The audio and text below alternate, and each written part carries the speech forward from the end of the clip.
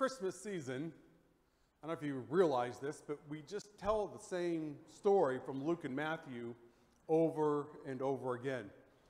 And these stories in Matthew and Luke are actually just a few sentences, really.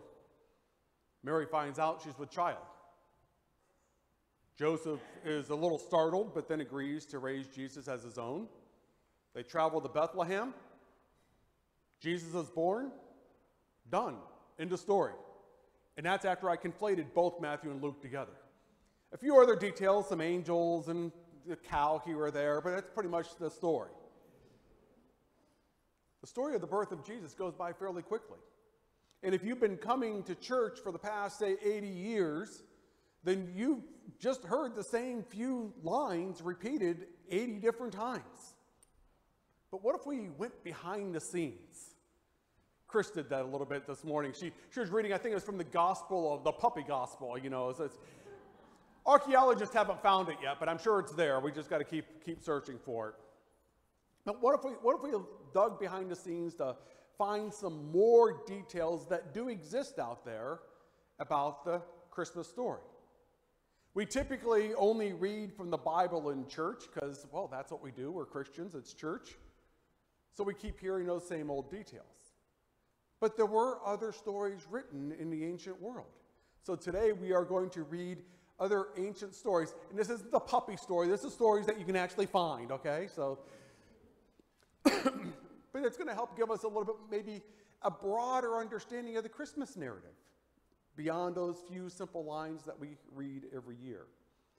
Now, what I'm going to read, the scripture verse I'm going to read is a little difficult. You know, the Bible is difficult in general. When I read the Bible, I can see the blank looks on your faces, and I have to spend my sermon explaining it to you. So now, this is a scripture that you've never heard before, so if you can't follow it, that's fine. We'll unpack it when we're done. And it is a longer reading. Actually, it's two readings I'm combining together. But this is the reading from other ancient sources that are non-biblical sources. Chapter 3, verses 42 to 48. The angel said, "O Mary, God has chosen you and has purified you. He has chosen you over all the women of the world. O Mary, be devoted to your Lord and bow down and kneel with those who kneel. These are accounts from the unseen, which we reveal to you. You were not with them when they cast their lots as to which of them would take charge of Mary, nor were you with them as they quarreled. The angel said, O Mary, God gives you good news of a word from him. His name is the Messiah, Jesus, Son of Mary, well esteemed in this world and the next, and one of the nearest. He will speak to people from the crib and in adulthood, and will be one of the righteous." She said, "My Lord, how can I have a child when no man has touched me?" She said, "It will be so. God creates whatever he wills to have anything done. He only says it, be, and it is. And he will teach him the scripture and wisdom, and the Torah and the gospel." Chapter 19, verses 16 to 36 says this. And mention in the scripture Mary, when she withdrew from her people to the eastern location. She screened herself away from them, and we sent to her our spirit, and he appeared to her as an immaculate human. She said, "I take refuge from you in the most merciful, should you be righteous." He said, "I am the only messenger of the Lord. I give you the gift of a pure son." She said, "How can I have a son when no man has touched me, and I was never unchaste?" He said, "Thus said the Lord, it is easy for me, and when we will make him a sign for humanity, and a mercy from us, it is a matter already decided." So she carried him and secluded herself with him in a remote place. The labor pains came upon her by the trunk of a palm tree. She said, "I wish I had died before this, and it had been completely forgotten." Whereupon the baby Jesus called her from beneath her. Do not worry. Your Lord has placed the stream beneath you. And shake the trunk of the palm tree towards you, and it will drop ripe dates by you. So eat, drink, and be consoled. And if you see any human, say, I have vowed a fast of the most gracious. So I will not speak to any human today. And then she came to her carrying him. They said, O Mary, you have done something terrible. O sister of Aaron, your father was not an evil man, and your mother was not a whore. So she pointed to him. They said, how can we speak to an infant in a crib? Then the newborn Jesus said, I am the servant of God. He has given me the scripture and made me a prophet. And he has me blessed whenever I may be, and has enjoined on me prayer and charity so long as I live. And he kind to my mother, and he said, he did not make me a disobedient rebel. So peace is upon me the day I was born, and the day I die, and the day I get resurrected alive. That is Jesus, Son of Mary, word of truth about which they doubt. It is not for God to have a child, glory be to him. To have anything done, he says to it be, and it becomes. God is my Lord and your Lord. So worship him. That is a straight path.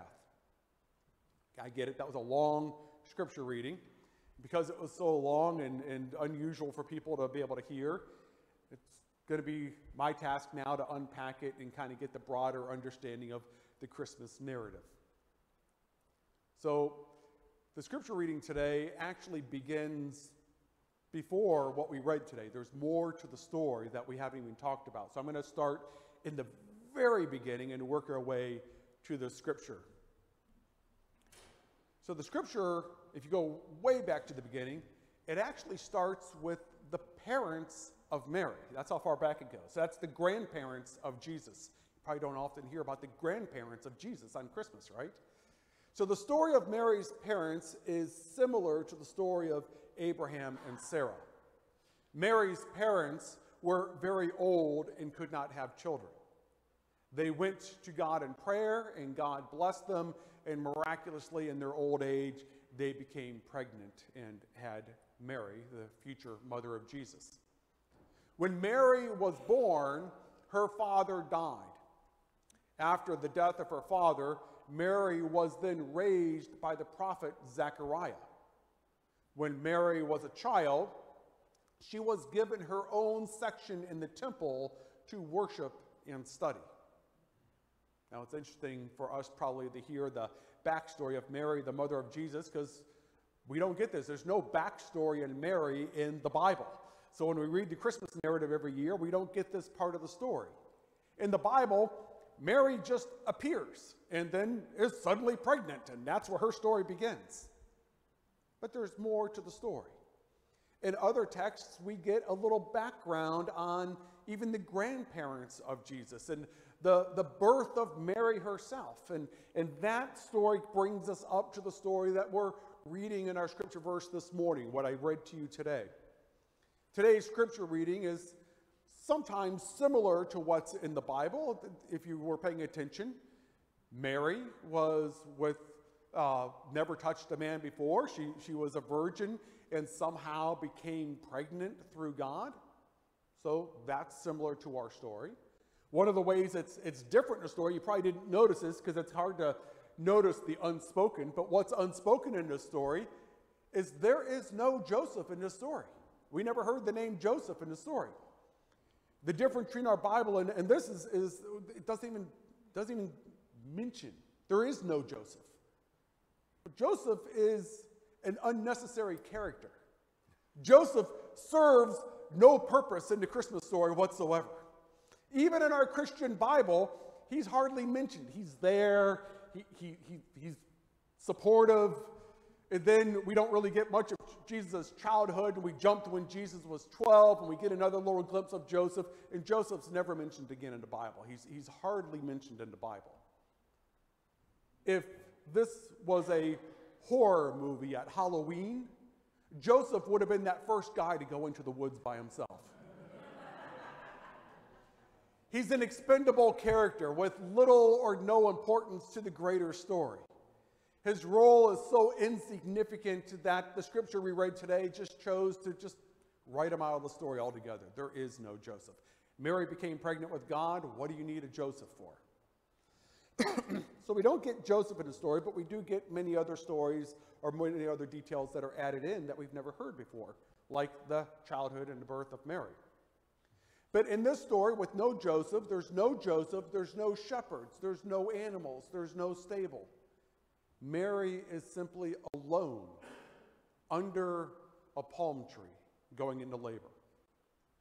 She's not just suffering from the pain of childbirth. Mary is also clearly overwhelmed with the responsibility of what this means. A single, unmarried woman giving birth 2,000 years ago. People are going to talk. People in a town are going to think she's a whore. That's, the scripture actually used that phrase. She'll face ridicule and she'll be shunned. In this moment of physical and mental anguish, it's in this moment that Jesus is born in today's reading.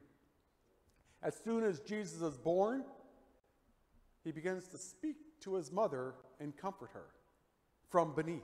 That's kind of the words that's used. Starting with verse 24, we'll read it again. Listen to Jesus speaking immediately after his birth. Whereupon he called her from beneath. Do not worry, the Lord has placed a stream beneath you. And shake the trunk of the palm tree towards you, and it will drop ripe dates by you. So eat, drink, and be consoled. And if you see any human, say, I have vowed a fast to the most gracious. I will not speak to any human today. That's a good excuse. The moment Jesus was born, he was consoling his mother as a newborn infant. This is understood in this scripture to be his first miracle. And if we keep reading, Jesus continues to perform miracles throughout his life. There's one story when he was a child.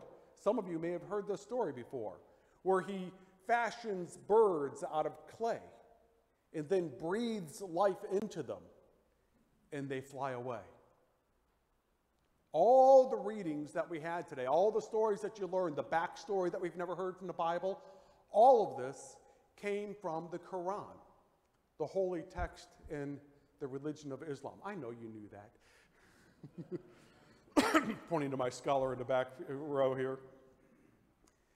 Many Christians are often surprised, though, to hear how similar Islam is to Christianity. In fact, the Quran actually gives more detail to the birth of Jesus than the Bible does. More detail to the childhood of Jesus than the Bible does.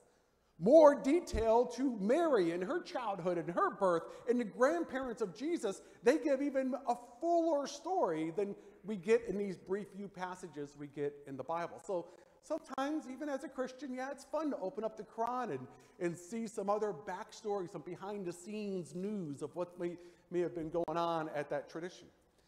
The last couple of Sundays, if you've been coming to church and if you've stayed awake through the sermon, you've noticed that we've been talking about the traditional Advent readings from the Old Testament, but we've been looking at them from the angle of really understanding the Jewish interpretation, the Jewish understanding of those traditional Advent readings.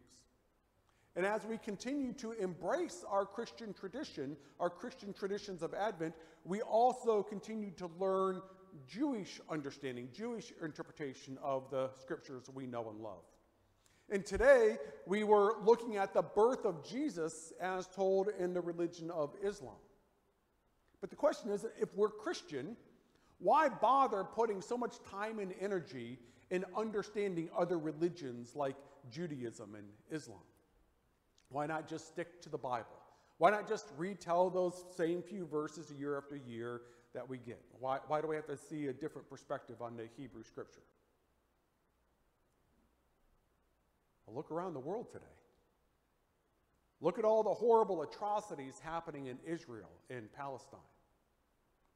Throughout our own country, we see a great deal of verbal and physical violence due to the rampant anti-Semitism and Islamophobia. At the core of the Christmas season is the idea of peace on earth and goodwill towards all. If Christians truly believe that we are to love our neighbor as ourselves, then one of the first things we need to do is make an effort to understand our neighbor. And it's not that hard. We can stick to our Christian values, our Christian traditions, and also understand Judaism and Islam at the same time. We've been doing that this entire season. We can dig deeper and understand maybe how the Jewish religion reads our same scriptures. And as today we saw how similar Islam is to Christianity, and a lot of people are surprised to see that. But we also learned about many differences as well. And we learned to respect and honor the differences of others as we celebrate our own traditions. In a world of division, as we turn on the news, see the hate in our country and abroad. Education and understanding is the foundation for the reason for the season. Peace on earth, goodwill towards all. Finding how we all are embracing the same scriptures. You know, Islam has a saying, people of the book. They're referring to Jewish people and Christians and Muslims at the same time. We are all people of the book. We are more alike than we are different. So this holiday season, let there be peace on earth, and let it begin with me. Which also leads us to our benediction. Our benediction is going to be a song. We're going to sing, Let There Be Peace on Earth. Please sing along.